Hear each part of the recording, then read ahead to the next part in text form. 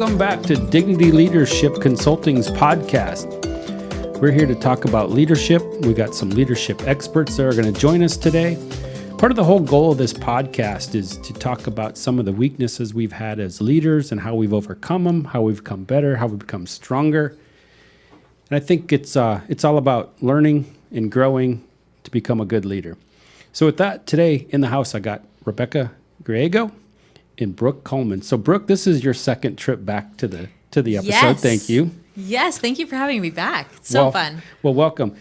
And Rebecca, this is also your second trip back I know. to the show. Thank you. I finally made it, and I have a headset now, so I'm feeling really official. We've been promoted. You've been promoted, right? Yes. That's a good thing. So, last show we were talking, I don't know if everybody heard the last show, but I'm hoping they were listening. And by the way, I totally missed this piece earlier, but I'm Rich Levine, and I'm the founder of Dieter of Dignity Leadership Consulting. And it might be some of the outside extracurricular activities that our producer Kevin E's been giving us. But anyway, you can find me. You can find me on LinkedIn. I'm also on Facebook under Dignity Leadership Consulting. I've got an Instagram page. We're out there on social media, but LinkedIn's the biggest place. But anyway, so let's get back to Brooke and Rebecca, because they're really why we're here today. In the last show, Rebecca, you were talking, and I've heard this from you before, and I absolutely love it. But your personal concept of leadership, or your theory, and you've got a story behind it and how you tell it, and it was all about, cookies, homemade cookies. Can you go into that for us a little bit, please? Sure. I think I was just craving cookies. No. It was a final class, and I was baking, and most people say cooking you do with your heart. Baking is a science, and there's been this argument. What is leadership? Is it a science? Is it something you can learn? Is it something that comes from your heart? I think it's a little bit of a blend. So I created this analogy that it's like a good chocolate chip recipe.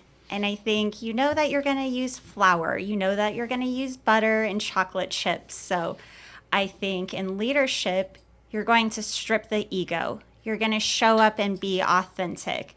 And I think you need to have empathy and good futuristic thinking skills. So those are kind of your base ingredients, and you can choose to add a little more or a little less of each of those, and it will create your unique style of leadership and how you interact with everybody else. And I think that's a beautiful story. And with your permission, I stole it and I used it for a presentation I did.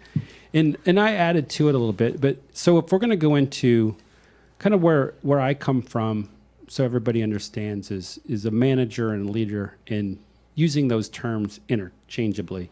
Everybody thinks one and the other is the same. But for me, expanding on your cookie theory, which I think is incredible, by the way, it's like walking into the grocery store, and you can walk down the cookie aisle and you can buy a bag of Chips Ahoy, right? Mm-hmm. With me? And that's like being a manager, right? Yeah. Here it is. It's cookies. Yep. You can't deny it. It's got sugar, it's got flour, it's got chocolate chips or whatever. And then you can move it on, like you were saying, the science or what have you, one step farther. And you can walk back a little farther in the grocery store, and you can go to the cold section, and you can find pre-made cookie dough, right? Mm-hmm. And now you got pre-made. So now, well, you know what? I like more chocolate chips, or I like macadamia nuts in mine, or what have you. And you can change it up a little bit, right? Now we're adding some more ingredients. And now we're progressing. We're learning and growing. And then for me, like what you kind of said was the final stage is it's homemade cookies. It's grandma's homemade cookies for me. And why grandma's homemade cookies? Did grandma ever make a bad homemade cookie? She knew exactly how you liked them. She did it with love and with empathy and all these other things. And I think leaders can learn from your example, which I think is incredible. How do we make more homemade cookies? So let's tackle that. How do we do it in a leadership term? I think for me, it comes down, or at least starts off with being authentic. And sort of just that homemade and all of those extra little pieces that you don't get in a cookie cutter model of anything. Paying attention to those small details and really focusing on what you want your leadership style to include. Yeah, and we talked last show a little bit about people being individuals and unique. not every chocolate chip cookie is the same, right? And you got to make it so not everybody likes the same chocolate chip cookie either. And using that model, some people like Chips Ahoy. There's nothing wrong with that. Some people like, the take and bake, and then some people they just need that extra.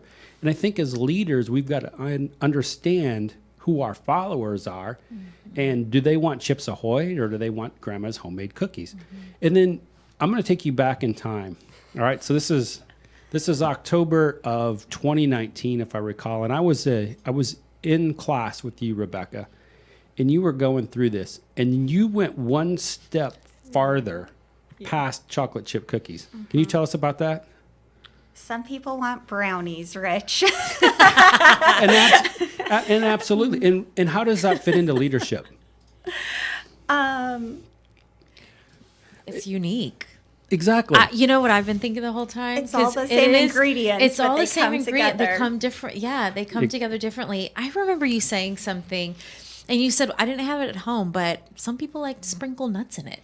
And I'm a big fan of sprinkling a little almonds. Is it a day for a macadamia, or is it walnuts? But there's something to that, because the flavor changes. It adds richness, depth. And when you're talking about leading people, you need to look at each individual. What do they want? Like, what are they looking for that you can tap into, that you can build into, you can pour a little bit into, and they become richer and more, there's more depth to them, and there's more that they can offer because you've helped them move along.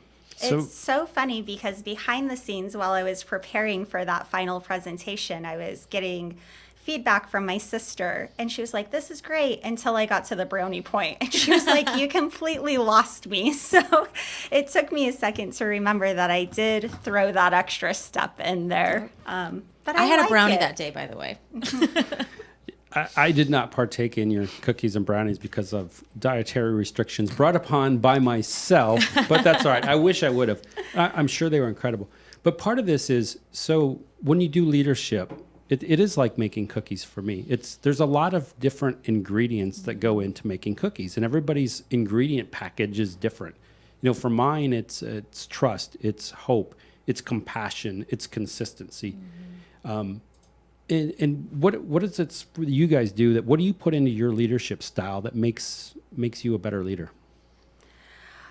I have listened to your podcast. I've been able to be on it once, and you bring up the squishy details of human aspects, and I can't help but ooze that out of me from every pore in my body. I am about those soft, squishy details, which is interesting because I came from a military background where it was very regimented.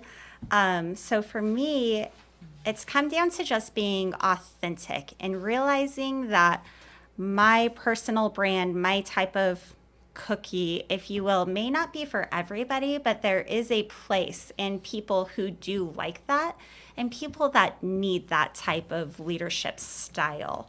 I don't think my idea is to make one ultimate style. I think lots of different leadership techniques and styles need to be incorporated. And for me, just being authentic and true to who I am has yielded the best results. And it took a long time. I tried to live up to this fake idea of what I thought a leader should be like or look like, how they should act like. Even coming down to outfit choices today, I was like, oh, do I need to wear a suit jacket? And I was like, no, I am a floral print dress girl through and through. But choosing to always show up as myself has been my newest number one. Yeah, you bring up a great topic that I think we need to discover or get into a little more for our listeners. And that's, being authentic. How do you be authentic? And I think when leadership topics come up, so many people believe that there's one way to do leadership. And whatever that one way is, it's in their head and that's how they have to do it. And then they get stuck in, okay, in a book it said I have to do X, so now I'm going to go do X. And I've learned through this program and working with you guys, because you're incredible, that you've got to take on a lot of different things. And you've got to open your mind, and you've got to read a lot of books, and you've got to listen to a lot of experts like yourselves. And then you take it back in and you make it yours, genuinely yours. And then you basically I like to call it you rob and you redistribute. I was going to say you test it out. When I think of leadership after several years of leading others, you empower the people who are on your team. You invest in them. You look at their strengths and you test what could work. You take all the things that you've learned, all the things that you know, and you put it into practice. And you're going to get it right sometimes, and you're going to get it wrong. And the key to getting it wrong and fixing it and changing it is acknowledging that it didn't work the first time, but that's okay. Yep. We're going to grow from that and learn from that and see what comes next. Yes. And I agree with that, because I think what we've got to do as leaders, we've got to let go of our ego. We have to admit that we're not perfect. Nobody's perfect. I mean, we can try, but in my history, kind of growing up and watching people through my career, is some of them think they're perfect. They think that their answer is the one and only answer, and that's how things have to be done. And through trial and error, I've learned that there's multiple ways to get things done. Yeah. And I don't like to, tell somebody, hey, we got to get from A to Z and here's how you do it, right? There's multiple ways to do it. And I know, Rebecca, you've got a military background, and sometimes that comes into play, and the military is very rigid, right? Yes, sir. Yes, sir. Yeah. So which branch were you in? I was in the Navy. The Navy. Well, thank you for your service. Obviously, that's played a key role in who you are today. But I'll be honest with you. When I met you, I would have never guessed you to be a veteran of our U.S. forces. So thank you. It was a pleasure, and you wouldn't be the first person who's told me they didn't see me as a former military person. Well, now that I know that you're in the Navy, I know we're going to be safe. We got a lifeboat coming our way if we sink real fast. Yep. But let's get back on track on kind of what we're talking about. And one of the other topics that's come up in a lot of our shows, so ego, and then one of my favorite things is trust. And how do we build trust? In one of the books that I've read, it's going to tie into your military background, Rebecca, is it's Extreme Ownership, how the U.S. Navy SEALs win and lead, by Jocko Willink and Leif Babin. So it was an incredible book, and they've got a lot of different concepts in there. And one of my favorite concepts is there is no such thing as bad teams, only bad leaders. So what do you comment on that? Well, I mean, so let's hear your take on that. I mean, so right, you're given a group of people, and now you're in charge of leading them. Or if you're a manager, managing them, but that's still leadership. Yeah. So how do you tackle it? Where do you start?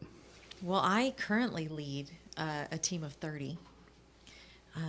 And when you have 30 people, you have a lot of personalities, a lot of different strengths mixed in with each other. I think my team would roll their eyes as I say this, but I've told them from the very beginning, if the proverbial bus were to hit me tomorrow and I was no more, I trust you to continue on what we're doing and to improve it. I'm not here anymore, and you guys keep on going. Why? Because we've put all the tools in place for you to succeed. Because I trust who you are and what you can do. I know your skill set. And I want you to just continue to grow and improve and be the best version of who you are, and then who we are as a collective being.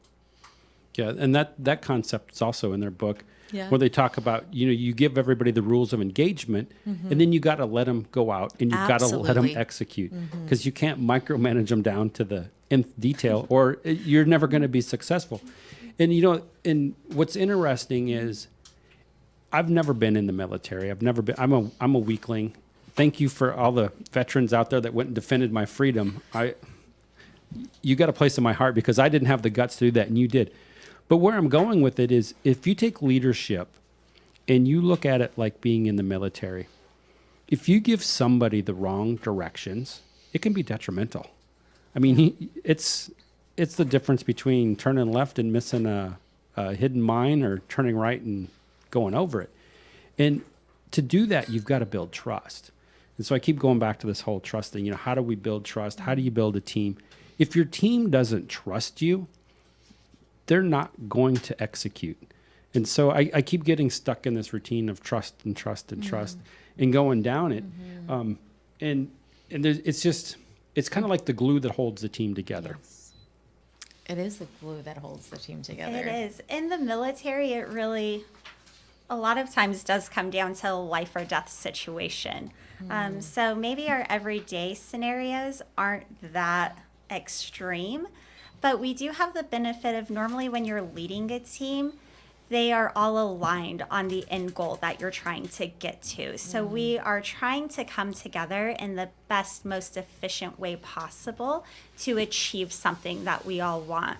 And to build that trust, I think one thing that the military does very well is holding you to a certain standard and applying that evenly throughout. It's not a do as I say. Wait, how does that saying go? Do as I say, not as I do. Yeah. Right. So, But that's interesting. Sorry to Yeah. interject, but that was one of the things we talked about, and that's one of my leadership pitfalls, which is not following your own rules, which is exactly where you're going. And Yeah. and go into that. I mean, I interrupt you, but go into that. What happens when you, as a leader, don't follow your own rules?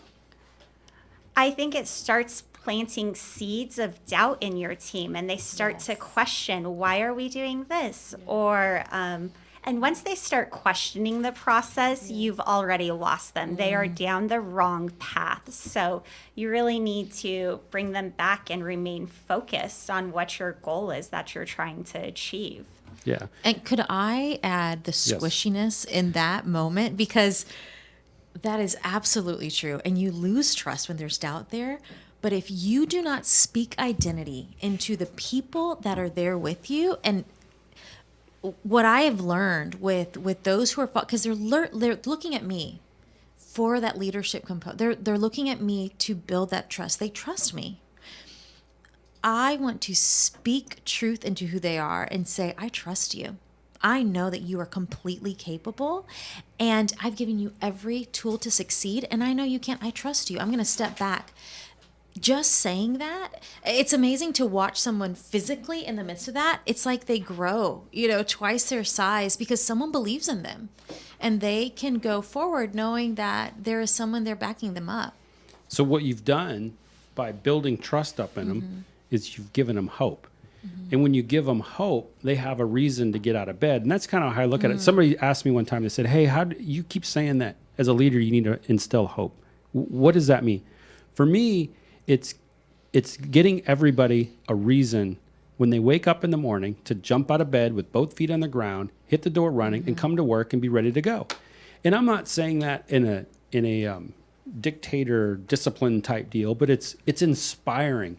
And when you have trust in your team and you lead with action and not words, your team gets behind you. They're energized. They're ready Yes. to go. Absolutely. And I think as a leader, you've also got to learn how to, I call it, carry a servant towel or pick up the broom. And you know what? John Wooden has been known to go to the closet and sweep the gym floor before a practice so that his players wouldn't trip. I mean, who in this, you look at it, you don't know those things about John Wooden. And the other thing I find interesting about John Wooden, so he won, 9 or 10 NCAA basketball titles in a row. He was the coach at UCLA for 15 years before he won his first title. Wow. So part of this is we don't become great leaders overnight. Yes. It's time. It's a process. It takes, there's all these different pieces that go into it. And so kind of talk to me about your journey, Rebecca. How have you gotten to where you're at today as a leader?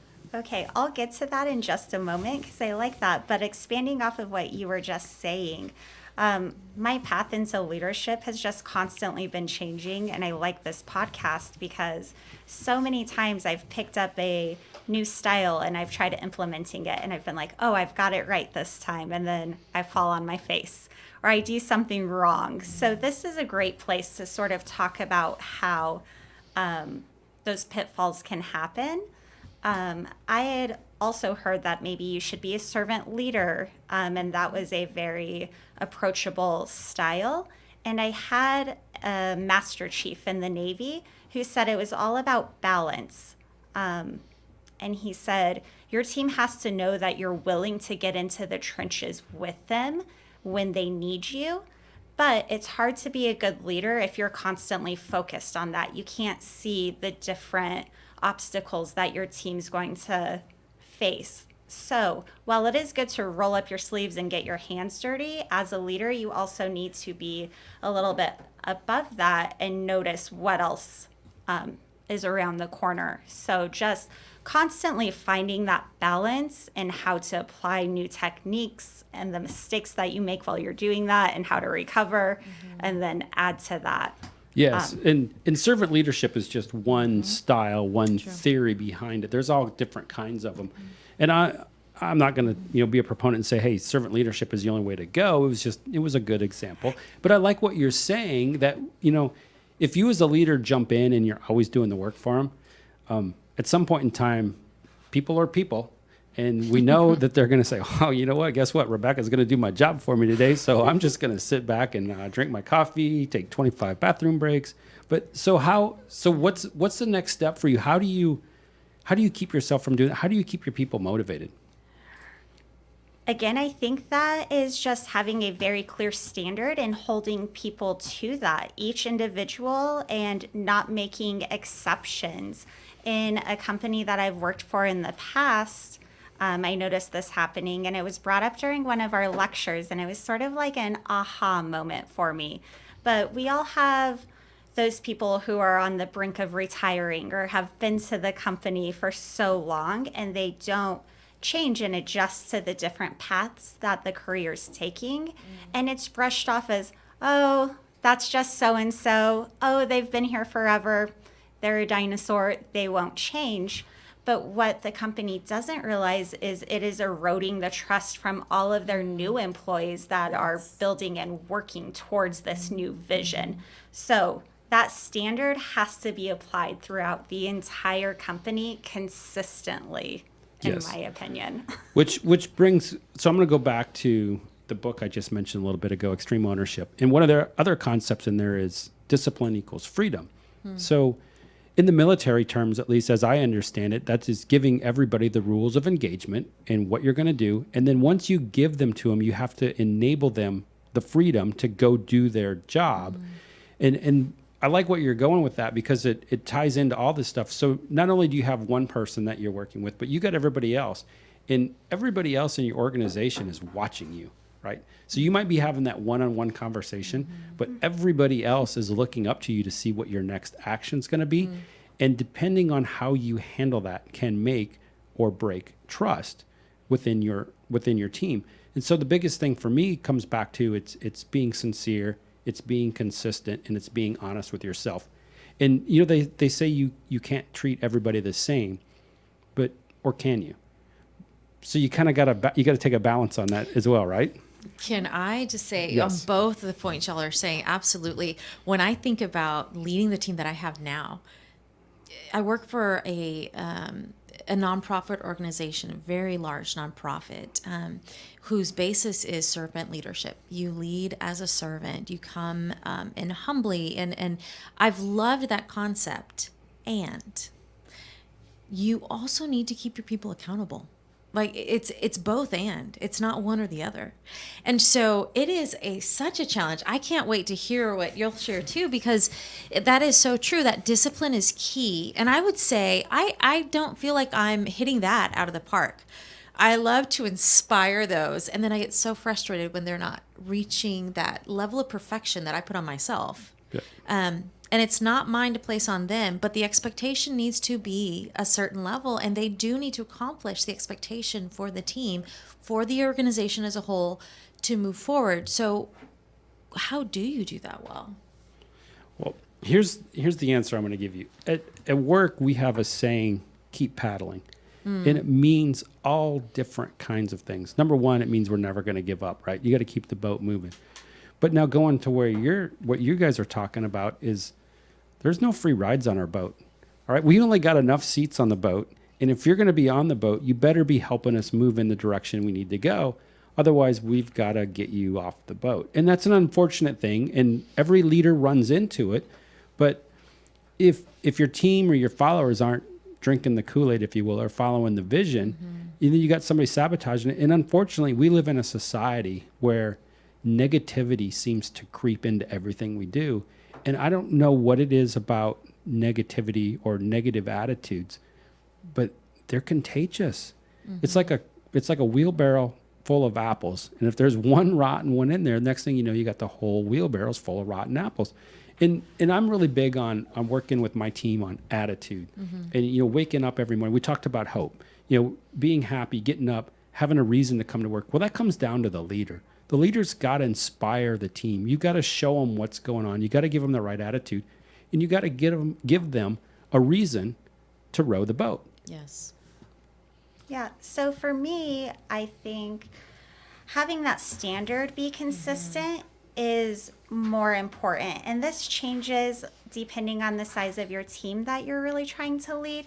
But once maybe they're not living up to that standard, how you approach that individual could be tailored to their needs. Do they need to create a development plan so they know where they're headed? Does it need to be more of a stern, we're writing you up because this is against the rules? I think the way that you can approach each individual, that's where you have the opportunity to tailor it to their needs.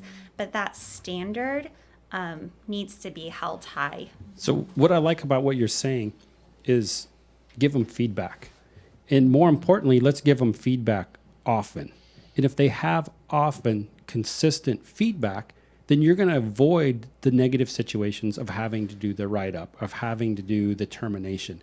People are looking for self-confidence, and you can instill that by telling them what they're doing great and then talking about, okay, here's some things we need to work on.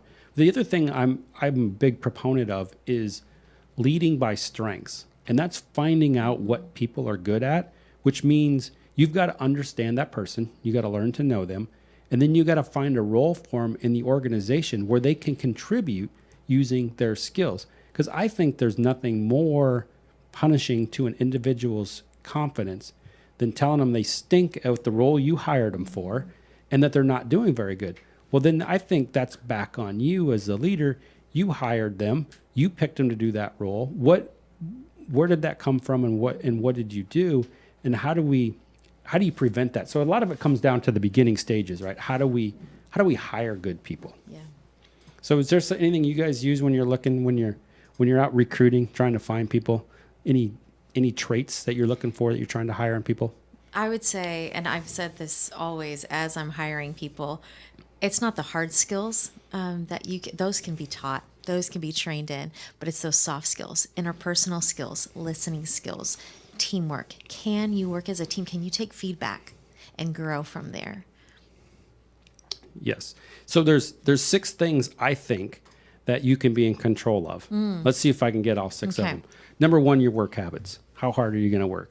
Number 2, your attitude. Are you showing up with a good attitude? Your network. You control your own network. You build your network. You got to surround yourself with positive people. Your physique. It says a lot about you. Do you take care of yourself? Because if you take care of yourself, it's going to help you move on to the next thing. So there's a lot of different discipline things that go into you as a follower being a great follower. And that's also the leader working with the followers to make them better. But once again, I'm getting the signal from Kevin E., the Monster Millennial on KEPX, that we're running out of time. Sorry, man, I got to do it. Yeah, we're running out of time. We're up against 30 minutes. So anyway, for all of our listeners out there, thank you for joining us. We're going to keep doing this. We're going to have some more episodes coming out. Once again, I'm Rich Levine. I am the founder of Dignity Leadership Consulting. You can find me on LinkedIn, rich.levine. I'm also on Facebook, Dignity Leadership Consulting. I've got an Instagram page under the same name as well. And we thank you all for listening, and have a great day. Bye. Bye. Thank you.